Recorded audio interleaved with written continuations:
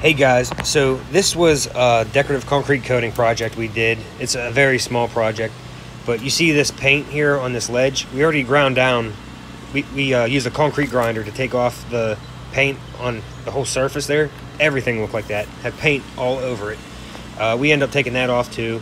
We open up these cracks right there. We fill them with epoxy, and you should have a $1,500 minimum, but we charged $1,200 for this just because she was a really nice lady and it was just an unfortunate accident.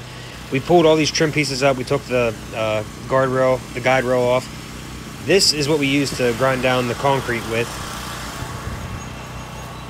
That's our dust extractor. You definitely want a dust extractor. Now, we rent our big concrete grinder out, but we own the dust extractor. We own all the grinders and stuff.